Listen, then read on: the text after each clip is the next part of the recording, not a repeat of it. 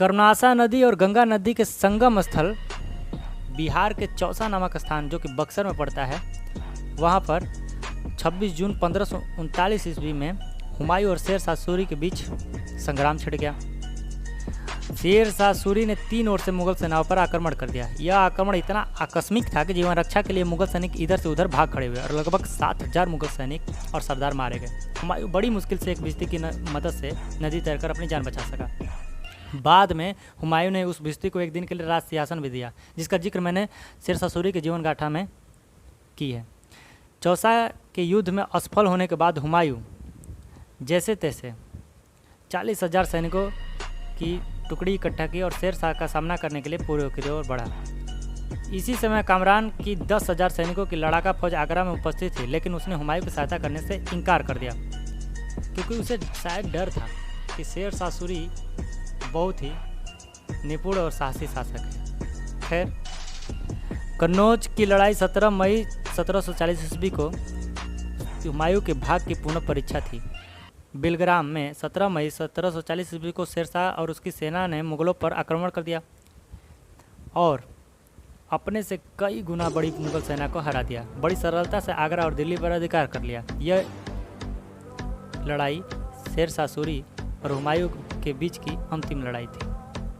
शेर शाह से परास्त होने के उपरांत राज्यविहीन राजकुमार हुमायूं पश्चिम की ओर भागा, जहां उसने लगभग 15 वर्षों तक घुमक्कड़ों जैसा निर्वासित जीवन व्यतीत किया। बहुत समय तक वह राजस्थान के रेगिस्तानों में भटकता रहा, पर कहीं से उसे कोई सहायता प्राप्त नहीं हुआ और साम्राज्य को फिर से प्राप्त करने की योजना बनाता रहा। लेकिन न तो सिंध का शासक ही इस कार्य में उसकी मदद करने को तैयार था, न ही मारवाड़ का शक्तिशाली शासक मालदेव। अपने भाई भी उसके विरुद्ध थे। उन्होंने उसे मरवा डालने या कैद करने के प्रयत्न भी किए। हुमायूं ने इन सभी परीक्षाओं और कठिनाइयों का सामना धैर्य और साहस से किया। हुमायूं ने अपने परिवार और सहयोगियों के साथ सिंधु नदी के तट पर भक्कर के पास रोहरी नामक स्थान पर पांव जमाना चाहा। रोहरी से कुछ दूर तक पतर नामक स्थान पर, जहाँ उसके भाई हिंदाल का शिविर था, कुछ दिन के लिए हुमायूं वहाँ भी रुका। वही हिंदाल के आध्यात्मिक गुरु फारसवासी सिया मीर बाबा दोस्त उप मीर अली अकबर जामी की 14 वर्षीय सुंदर कन्या हमीदा बानो उसके मन को भा गई, जिससे उसने विवाह की इच्छा जाहिर की।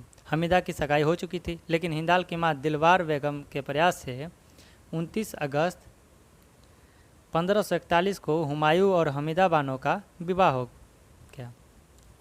कुछ दिनों बाद अपने साथियों में गर्भवती पत्नी हमीदा को लेकर 23 अगस्त 1542 ईस्वी को अमरकोट के राजा विरसाल के राज्य में पहुंचा। 23 नवंबर 1542 ईस्वी को हमीदा बेगम ने एक पुत्र को जन्म दिया, जिसका नाम बदरुद्दीन मोहम्मद अकबर रखा गया। इस समय हुमायूं के पास बांटने के लिए कुछ भी न था। उसने थोड़ी सी कस्तूरी उपस्थित सेनानायकों और सरदारों में बांटी और एक भविष्यवाणी की, इस बालक का यश कस्तूरी की सुगंध की तरह समस्त संसार में फैलेगी और आगे चलकर यही बालक अकबर से अकबर महान हुआ। हुमायूं अपने खोए हुए राज को फिर से प्राप्त करने के लिए संघर्षरत था। अंततः उसने ईरान के शासक तहमास्प की सहायता प्राप्त करने के ख्याल से कंधार की ओर चला। बड़ी मुश्किल से उसने सेवान पर सिंध पार किया, फिर बलूचिस्तान के रास्ते क्वेटा के दक्षिण मतसंग स्थान पर पहुंचा, जो कंधार की सीमा पर था। इस समय यहाँ पर उसका छोटा भाई अस्करी अपने भाई काबुल के शासक कामरान की ओर से हुकूमत कर रहा था। हुमायूं को सूचना मिली कि अस्करी उस पर हमला करके उसको पकड़ना चाहता है। हुमायूं हमीदा बानो को अपने पीछे घोड़े पर बिठाकर पहाड़ों की ओर भागा, लेकिन साल भर का शिशु अकबर वहीं डेरे में छूट गया। अस्करी अपने भतीजे अकबर को कंधार ले गया, जहां अस्करी की पत्नी सुल्तान बेगम अकबर की देखरेख करने लगी। अस्करी ने डटकर सामना किया, किंतु हार गया। इसके बाद उसने अस्करी को मक्का की धार्मिक यात्रा के लिए भेज दिया, जहाँ उसकी मृत्यु हो गई। कंधार विजय के बाद काबुल की बारी थी। यहाँ उसका भाई कामरान डटा हुआ था। यहाँ भी हुमायूं शांतिपूर्वक समझौता करने में असफल रहा और परिणाम स्वरूप उसने सैनिक शक्ति का प्रयोग कर कामरान को पराजित करके बंदी बना लिया। उसकी आंखें निकाल दी गई और उसको भी अस्करी की भांति मक्का की धार्मिक यात्रा के लिए भेज दिया गया, जहाँ उसकी भी मृत्यु हो गई।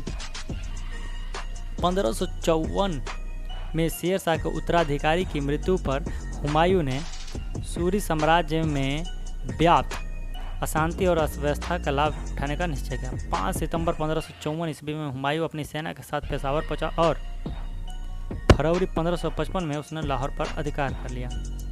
हुमायूं को दिल्ली की ओर बढ़ने से रोकने के लिए पंजाब के शासक सिकंदर सूर ने अफगान सरदार नासिब खां एवं दाता रख खां के नेतृत्व में 30,000 सैनिकों को उसका सामना करने के लिए लुधियाना से लगभग 19 मील पूर्व में सतलुज नदी के किनारे मच्छीवाड़ा स्थान में भेजा। यहाँ मुगलों ने अफगानों को पछाड़ दिया। इस प्रकार हुमायूं मई 1555 ईस्वी में समस्त पंजाब का स्वामी बन चुका।